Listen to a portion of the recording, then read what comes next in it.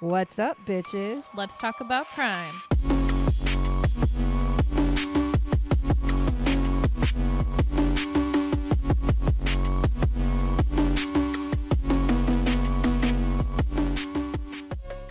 What's up, bitches? Hello. We're here as per usual in our normal habitat, and we're here to talk about true crime again. And this time, say thank you to Sierra, because this one came from her. Last week did not, and the week before did not, and this time it was hers. Now, here's the thing I want to just touch on really quick is when she sends me these different stories, some of them, the one I wanted to do actually was a cold case that was solved. Yeah, I was like, don't ask me which one, because I honestly, half the time I don't even read what they are. I just fucking send them. Well, I wanted to do, it was a cold case that was solved by a cigarette butt. Okay. And it was solved 44 years later. And I was like, yes. Okay, I do think I remember saying that one though. So I was like, cool. No information about that except for the fact that it solved the case 44 years later. So that means there was not a lot of reporting on it prior to it. So that's what the thing that I'm running into is a lot of the ones that you're showing or that I get from you, it's like I have to make sure that there's information. And then there's the one that you just sent me, and I saw it too, but it's like I obviously won't do it, but we can talk about it for just 2 seconds, is the bodies that were found in the suitcase. Oh, in Ohio? Yes, that just happened. And it's like, I don't even know what to do with that information. I'm like, first my brain's like, is this like a serial killer thing? Or is this just somebody who killed, because they're children, they were like children. So is this like a sex trafficking thing? Is this somebody who killed their children? I don't know. Well, I mean, we just wait and see, I guess, because I don't know what else you're going to say. Other than that, I don't have a lot to talk about. So this week, what are we talking about? We are talking about something called the Cokeville Bombing. This happened in 1986 in Cokeville, Wyoming, and it happened at Cokeville Elementary School. And I would hate to go to a school that was called Cokeville. The whole town is called Cokeville. No shit. As like a high schooler, just to be funny, if you went to Coke High School, I'd go every day. So that'd be the Pledge of Allegiance. So Dad, when I told him, I'm like, Pledge Allegiance to the flag. Okay, so you're on the same page as Dad, because I said, so Dad and I it's either that or like Coca-Cola was my other thought. So Dad and I just recorded our podcast last night, and when we were talking about it, I had said something about the person we were talking about was Michael Wayne McGray. And I said, but every time I hear Wayne McGray, I want to say Wayne Gacy, like John Wayne Gacy, right? And I started laughing, and Dad goes, well, this just tells you how different our brains work. He said, because when you said Wayne McGray, I thought Batman, as in Bruce Wayne. Oh. And I was like, oh, and he goes, or Wayne Grady, like the comedian. And he's like, so we can tell which one of us is more into true crime. See, and what's funny is you say Wayne McGray, and I think of like McSteamy, R.I.P. See, and then okay, all that stuff. So then I tell your dad about this, and I'm like, oh, Sierra and I are doing a Cokeville bombing, and he goes, Coke is in like cocaine, and I go, weird, yeah, like Coca-Cola, and he goes, okay, so again, you can see where our brains go. So you're like Dad, because you definitely were on the cocaine track. They call it Cokeville. I mean, I guess. Now this elementary school, what actually ends up happening is they suffer through a bombing and a hostage crisis is what we're going to be talking about. So just a little bit of background about Cokeville, Wyoming. So Cokeville, Wyoming at this time, so in 1986, had about 506 people living in it. That was like my fucking graduating class of high school. I know. And that is compared to the 2020 census. So the last time they've really reported the population. The population today is about 502. So they haven't really grown much, and they haven't really shrank much. They're just a very tiny, tiny town. That is the kind of town where everybody knows who you are. They know your business, and they tell your mom and dad and your brother and uncle about your business. That's one of those towns. Now, this town was essentially first inhabited by the Shoshone, and then the first Euro-American settlers came in 1869, and his name was Tilford Kutch. Now, at this time, Tilford actually ends up running, like a couple years later, he ends up running a trade post, and he operates a ferry there, so he kind of like settles into this town. And then by 1882, there's a railroad that has now entered into the picture, which changes a lot of things for most of these towns, and that is actually when the town starts to grow. It officially becomes incorporated in 1910. And the town name of Cokeville, which is weird, comes from the coal that they found in the area. I don't know what that means. I know. I'm like, I'm not really sure. Now outside, was it white coal. I know. What is the coke? Yeah. So outside of coal and the railway, which were the two main things there, they eventually become known for sheep ranching. So they raised sheep there. Sheep, white. I just see a connection here. So they actually raised so many sheep that they become known and nicknamed as the sheep capital of the world. So this little tiny 500 person town is the sheep capital of the world, or at least was at one time. Now, we're going to just jump forward to 1979 because I'm not going to tell you all the history of Cokeville, just so you know. Now, this town is predominantly a Mormon town. And there was a man named David Young who had been living in this town. And he actually had become a police officer in Cokeville. And at the time, he was like one of the only police officers there. And he was there for a 6-month trial to be like kind of like the sheriff. Okay. I was like, he was the cop, the sheriff. He deputy, was everything. I mean, 500 people, you don't FBI need agent. probably more than one fucking police officer to run the goddamn Literally. town. Really. So he actually did earn his degree in criminal justice at Chadron College, and he actually ends up getting fired from this new job as a police officer within 6 months for misconduct. So he doesn't really make it very, very long in this role. I don't know if maybe he was just not cut out for it. Partaking in the city name. I'm not sure. Maybe.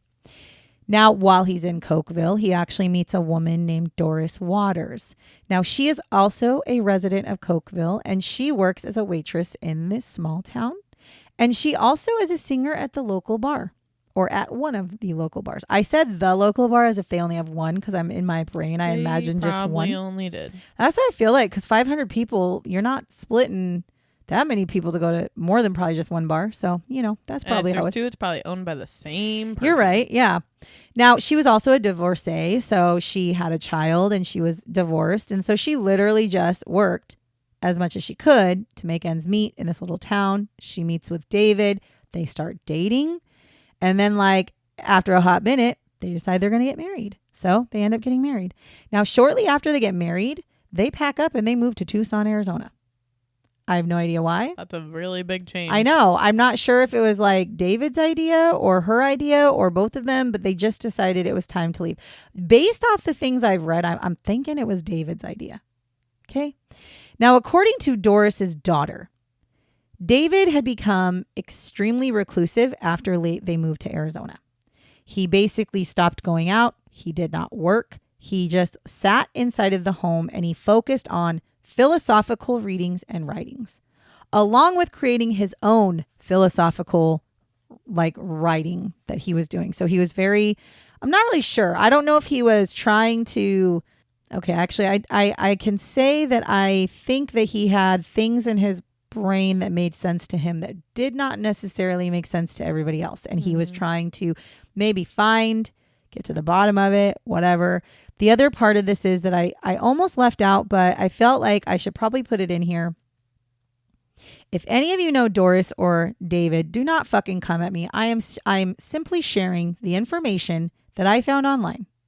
I'm getting annoyed with people coming at me for shit because I literally just had this happen on Fatal Blend. Somebody came at me for some shit and I was like, first of all, okay, whatever. So some of these stories that I saw said that Doris and David both had some connections to white supremacy. They said that they were specifically with the Aryan nations. And so I don't know if it's true or not if they had white supremacy backgrounds, But supposedly that was one of the things. Now, this is where I'm saying that I think he was philosophically trying to figure things out from a different perspective for life, like a life perspective for himself. Now, Doris, because he won't leave the house and because he won't work, because he's doing his philosophical work, she ends up having to work multiple part-time jobs just to make ends meet, barely makes ends meet. She is a waitress and a housekeeper, and she's barely making anything to support this family, which drives me incredibly insane because he was an able-bodied person. And no, motherfuckers, it's not because she's a woman. Let's just get that shit straight too. That's not why we're frustrated with it. Oh no, we're frustrated because you're a fucking struggling. Adult and you're not willing to fucking leave the house and get a damn job. Well, and not only that, it's not just her and her daughter and him. Because I know some people will be like, well, it's her daughter. They're married, first of all. So when you get married and you have a kid that's not your child and that kid becomes your stepchild, they're still your child. You still take care of them. But some people view that differently. But it's not just them. Living in this home is David, Doris's daughter, and David's daughter from another marriage. So he also has 2 daughters actually from a different marriage. But one of his older daughter is estranged from him and doesn't want anything to do with him. So his youngest daughter is living there too. So he's got 50% of this household and he's not pulling his weight at all. Even take the fucking kids out of the situation. I agree. You're in a partnership. And you know what? I'm a big proponent for having one person stay home if possible, especially with kids. I was a stay-at-home mom for about half of Sierra's and her brother's life. And I'm grateful for it. I am now currently, I do not work at all. I do the podcast and, other things, but I don't actually have a job. But I don't have to have a job because my husband said, I don't need you to work. And I said, say less. Thank you. But also, if we were struggling and we were hardly able to pay the bills, I would just go get a job. That's what I get frustrated with is I don't have a problem with people staying home. You want to write philosophical novels? Great. But you got to make sure that your bills are paid. And your wife and your children shouldn't be struggling because of your because also being somebody who could write not like people who are authors. I personally know 2 authors, 3 authors 4 technically authors in my family, and every single one of them have full-time jobs. Like you can work and be an author as well. So that's why I struggle with David not helping out in his family. Because also, again, kids were younger. It's not like they could go out and get jobs at this time. Now, it is here, while he's doing his philosophical work, that David comes up with the plan called the Biggie. That's what he called it. And he told this to Doris. He told it to Doris's daughter, and he told it to his daughter. And I'm purposely withholding their names because they're adults now, but I don't feel like putting them on blast. So he tells them, I have this plan. It's the Biggie. And this is going to make us really fucking rich, really fucking quick. And it's going to give me the ability to create a brave new world. This is what he tells them. He then says, I also want to include my 2 friends, Gerald Depp and Doyle Mendenhall. I want to include them in this because I want to share it. We together are going to create the brave new world. And we're going to be super rich because of it. He then talks to Gerald and he talks to Doyle and they're like, fuck yeah, brother. Like, you're telling me that I'm going to get rich with your big plan, the Biggie plan? Yeah, of course. So they are like, we'll invest, because he's asking like, hey, if you give me some money, I felt like it was like one of those, if you give me $10,000, then I'll double your money in 3 days. Of Wolf of Wall Street. Yeah. Like that's what it feels like. But I promise it's not like that. He's basically saying, I need you guys to help me. Because again, he's not working. So he needs money to start up whatever his plan is. And they're like, yeah, of course. Like, we want to get rich. What are you going to do? And he's like, more information to come. I'm going to tell you right now, I'd be like, I'm out. Like, if I don't, I'm out. I'm not giving it. But his friends were like, okay. Yeah, okay. So they invest in his big plan. Now he tells them, because they, probably asked a few times, like, okay, so what is the Biggie? And he kept telling them, like, I will tell you as we get closer to the plan coming, being put into motion. Until then, just bear with me. So this was his plan. Biggie. The Biggie. His plan was, and he had not told them this yet. His plan was he was going to go to Cokeville, where he had been fired from. He was going to go to Cokeville and he was going to take over Cokeville Elementary School. He was going to hold each child in the school hostage for $2 million apiece. And then after he got the money, he would detonate a bomb inside the school. And that bomb would transport himself, his family, the children to this new world. And he'd have the money, which again, the money and the children and these people all in this new world where this bomb would transport them into the brave new world. And he would be their God. That's his plan. So he ends up driving them to Cokeville in his van, and then they get there. And they literally pull into the parking lot of the Cokeville Elementary School. And you have to remember this is the 80s, so there was not security guards. Also, I would venture to guess maybe this school has security, but normal towns of 500 probably don't have a lot of security because, well, everybody. So you're not going to be concerned about somebody coming in and doing anything. So he's in the van with them. He turns and he looks to Gerald and Doyle and tells them his plan. And he's like, this is what I want to do. We're going to take them hostage. We're going to detonate the bomb. And all of us together are going to be rich as fuck in the brave new world.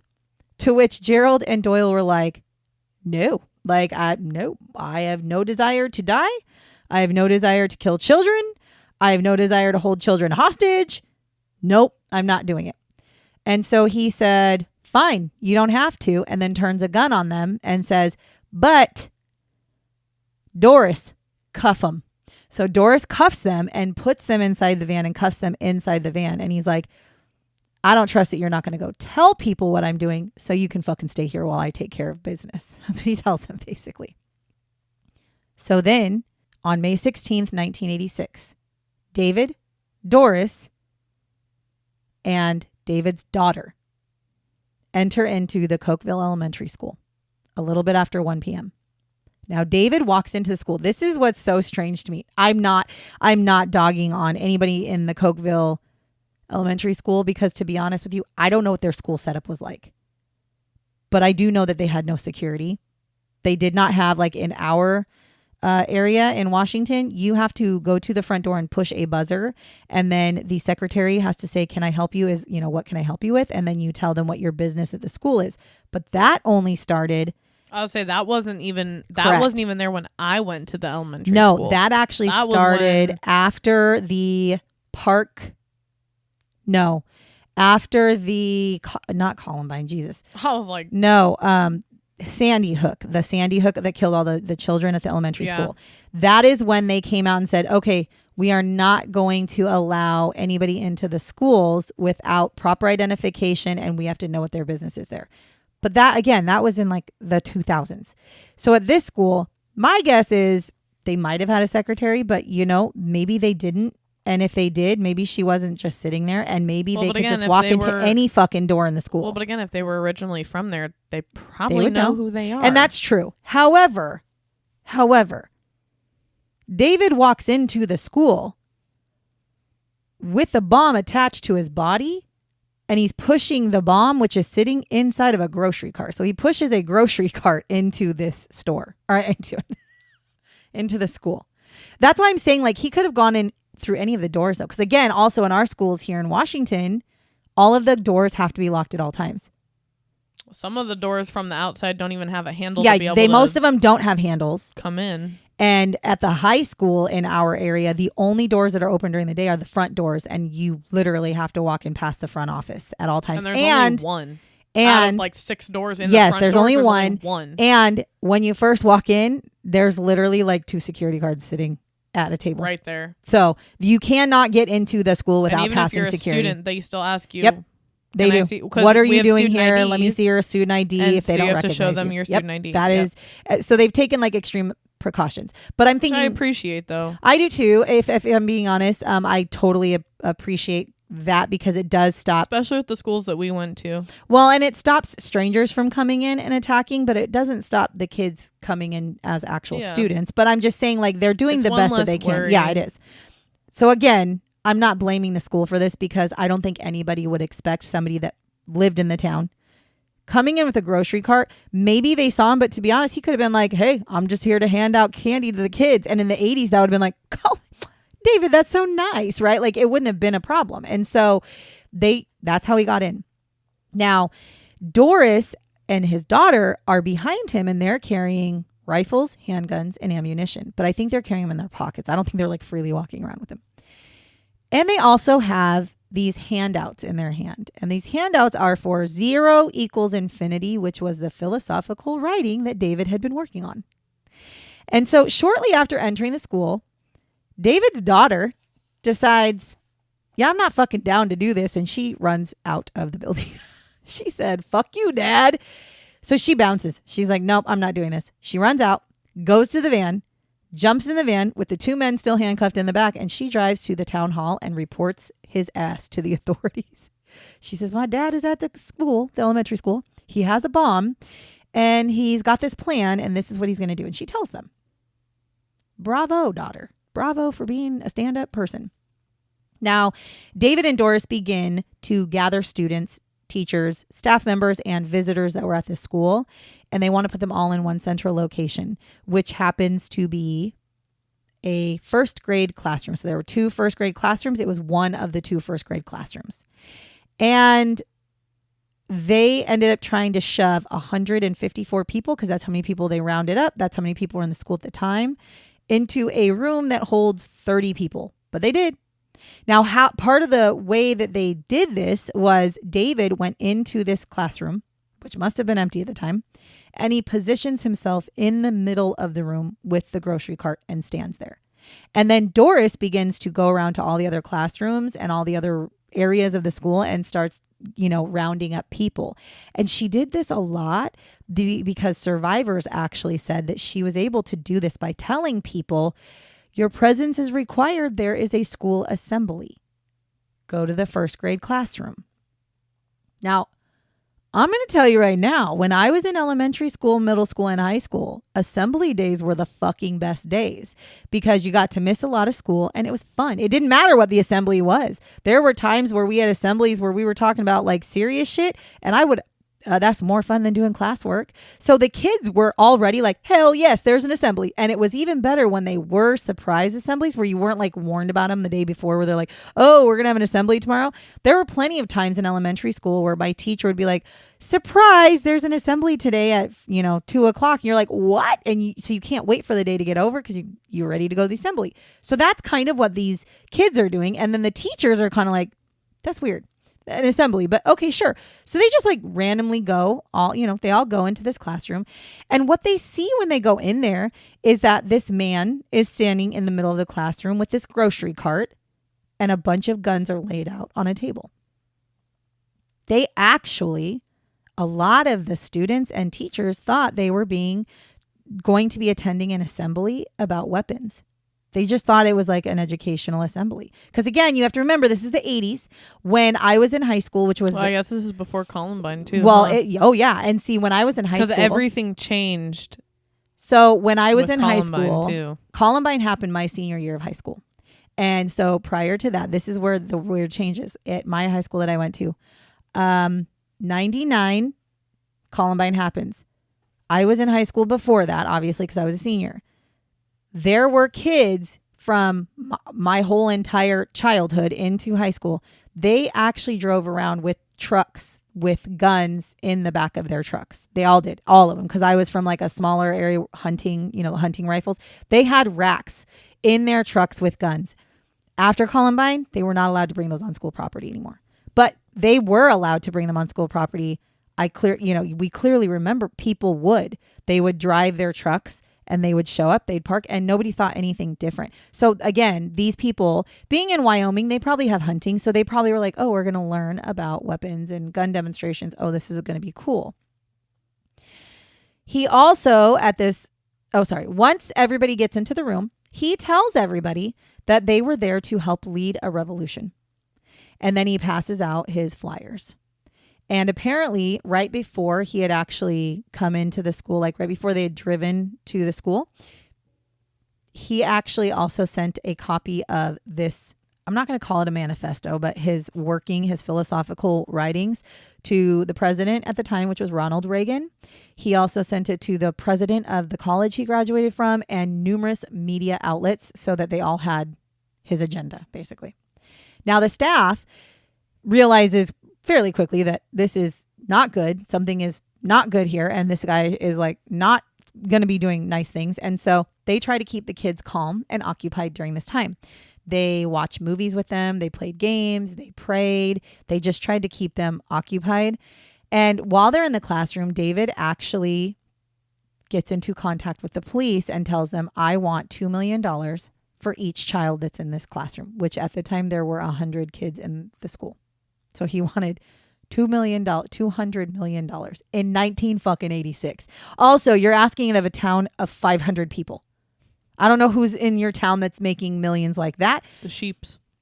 Seriously, like that's just ridiculous. He also said, not only do I want the $2 million, but I also want an audience with Ronald Reagan, meaning that he wanted to basically have Ronald Reagan listening to him in some form.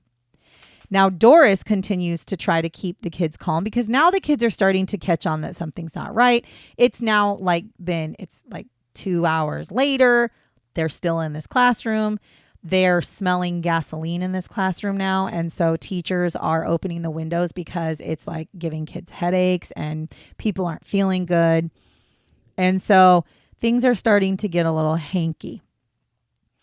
Now, Doris continues to tell the kids to try to make them stay calm. She says stuff like, think of this as an adventure movie, or you will have such a great story to tell your grandchildren. So these are the things that she's telling these kids who are like not wanting to be in this room anymore. Now, Carol Peterson, who was a second grade teacher at the time, actually said, and I quote, we could tell that he was becoming very nervous. As I sat there and watched him, I could feel he was becoming agitated. He had just big rings of perspiration. I was frightened and felt that we needed to do something to try to calm down or to be careful because he was so agitated. So we decided to take some masking tape and we taped, I think, an 8-foot square in the middle of the room right here because she's telling this to somebody. Mm-hmm. And he pushed the cart he pushed the cart, the homemade bomb into this 8-inch or 8-foot square. And we told the children that this was the magic square. And we told them, don't go past this square. Now, some of the children just sat right all around and just watched him. And I'm sure that made him very nervous. So they had picked up on the bomb being there, everything. So they're trying to keep kids, which I always give big kudos for teachers that can remain calm in a scenario like that. Now, shortly after 4 p.m., the bomb explodes. That's it. The bomb explodes. Now, witnesses stated later that what had happened was just before the bomb went off, David disconnected the bomb from himself, which I think he had it on his wrist, I think is what they said.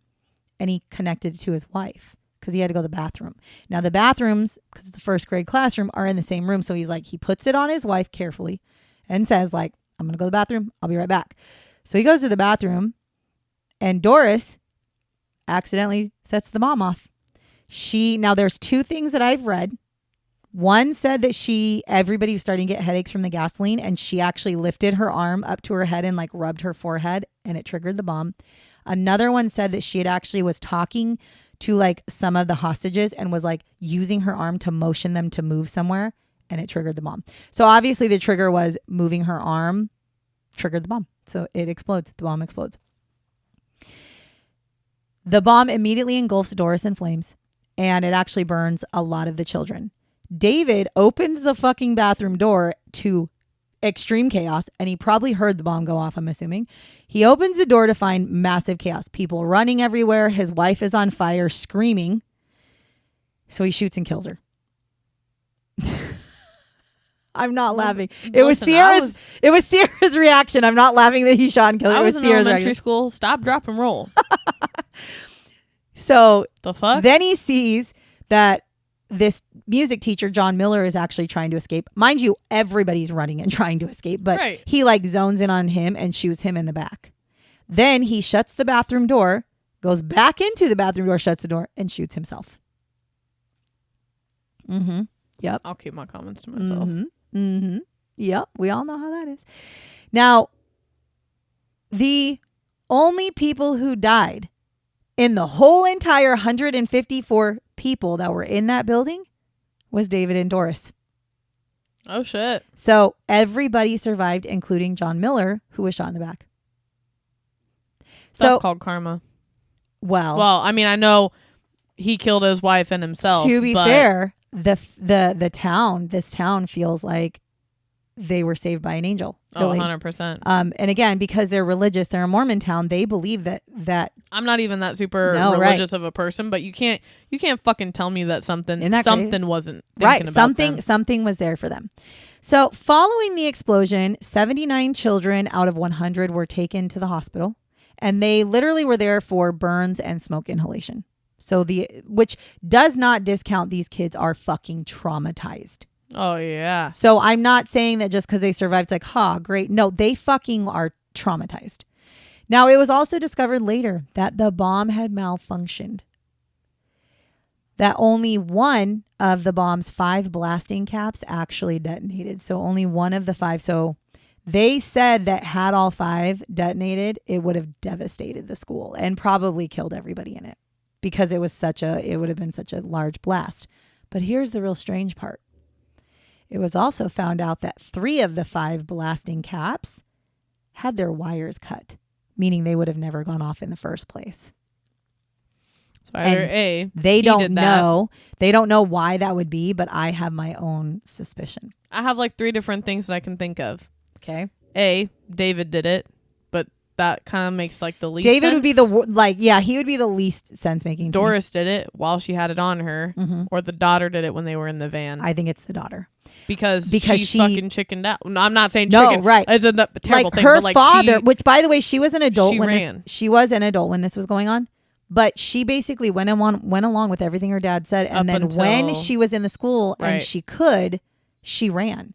And in my mind, I'm like, maybe she fucked with the bomb knowing that he was going to She would have been in the back with it. Right. Right. And maybe she didn't want to die. I mean, I guess it could have been the 2 guys, but they didn't the plan know from the get-go. Right. They didn't know the plan until they got there. I think it was her. Now, David's daughter, Gerald and Doyle, the three that were there in the van, they actually were never charged with anything. And I agree with that. I don't think they should be. Because Gerald and Doyle didn't even know.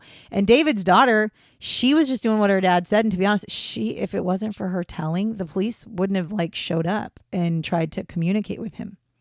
Now, over time, the survivors of this actually have turned this into a story of survival. So they took out the victimization of it and turned it into survival. They turned it into a story about miracles and strength. A lot of them believe that they were saved by angels, which I totally agree with.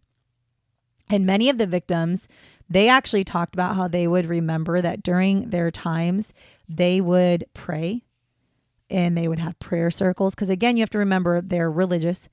And they would silently pray for themselves, and they were just asking for not a miracle. I mean, I don't know how people pray, but some people would pray maybe not to get out of the situation, but make it painless, right? Or help the man that's doing this or whatever. But they all were doing that type of thing. Now, there was a book that actually ends up coming out about this, and the book is called The Cokeville Miracle When Angels Intervene. And this book was actually written by 2 parents whose child was in the building. Now, part of this, they have some things, I guess, that they talk to survivors. And their son, Cameron, who was, again, in the building, he says this in the book, and I quote, "I didn't have to see angels, hear them, or even think that their presence might be required that day. I did not have to imagine how God would move that day when I said my little prayer just hours before. I simply knew that he would. He did deliver our salvation that day. That much I know. I'm living proof." That's kind of what they feel, is that God had them from the beginning. God knew. And, so they believe in God. They believe that angels save them because it is, like you said, the fact that this bomb was detonated by accident and the only people who died are the 2 people who set this whole thing in motion. when there's so many ways this could have gone south. So many ways this could have gone wrong. They also, to be fair, the people of Cokeville, so I'm letting y'all know this, don't go to fucking Cokeville and be like, let me talk to you about, don't do it. Don't do it. I read a whole article in 1996, so 10 years after this has happened. And there were a bunch of people who came in, like unsolved mysteries at one point came into town, which is weird because it's not really unsolved. But they had a bunch of like people with TV shows and stuff. But reporters would come in on their 10th anniversary of this thing. And they said one of the kids, who was a 5th grader at the time, and now is, it's now 10 years later. So he's out of school and a full-fledged adult. And they talked to him and he said, I have not had any nightmares or really dreams for that matter in many, many years from this incident. But now that you guys are here bringing it up, I will. They don't want people. They basically said, like, can we just stop? Like an out of sight, out of mind. Yeah. And to be fair, they all got help. All of the children and the people who were involved, they all had psychological help because they needed to. They talked about how for the first 5 years or something like that after this happened, they stopped doing local fireworks because it triggered too many scares. Like, they did what was right for the survivors, right? And so what I'm telling you this for is it's okay for us to share the story, but don't fucking go there. Don't try to talk to them. Don't try to interview them. Leave them alone. Because one person did say, because it was it was coming up to the 10-year, and he said, okay, well, the 10-year anniversary is coming up. Can we just forget about it? They don't want to think about it. They even said that in the springtime, because it's happened in the spring, they even said that in the springtime, every year when it comes May, the whole entire school, especially because the principal was still there, he stayed there. The teachers, all but 2, stayed at the school after this happened. They literally get tense because it brings up all these things. And it did also, the other thing, again, ending it all on a positive and a good note, is the group, that 100 students, that 154 people that they had brought into that room, they all stayed connected. They all stayed connected. They all talked about it. They all told stories. They told stories to each other. They told stories to people who wanted to know. And that was therapeutic for them. And to this day, they still are still connected. So that is the story of the Cokeville bombing. Or some people call it the Cokeville massacre. Others call it the Cokeville hostage situation. It's a lot of things. But it was, in my mind, this is probably one of the best case scenario stories I've ever read and that I've ever researched, because the victims, while they are victimized in the mental way and they have trauma, they didn't lose their lives that day. And the only people who lost their lives, in my opinion, that's the ultimate fuck around, find out type situation. Like, you did it to yourself type scenario. Yeah. So if you enjoy what you are listening to, and if you like hearing us chitty chat about things that are true crime, sometimes spooky, I might have some spooky ones coming up, please make sure you're following us. If you are not following us and you liked our conversation, click the follow button. And if you know anybody who might like us, please share it. We love it. I don't know what's going on. We had a massive jump in downloads this week. I think we doubled our downloads this week. I just looked at it before I started this recording and I was like, holy shit, what happened? So that's amazing and I appreciate it. I know Sierra appreciates it, and we wouldn't continue to do it if nobody was listening, but apparently you guys like us enough to listen. So thank you very much. Is it how much we cuss? I know. Do you like the fact that we're raw and unfiltered and Sierra says fuck a lot? I mean, my mom did get told by her dentist when she was a child that she had a good phone sex operator voice. I was 15 and he did tell me that.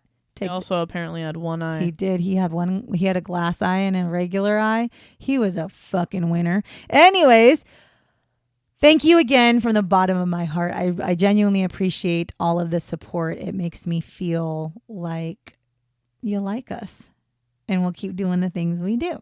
So once again, thank you for listening to us talk about the Cokeville bombings. The one where the bombers are the only ones who died. Until next week, catch you on the flip side, bitches. My bitches.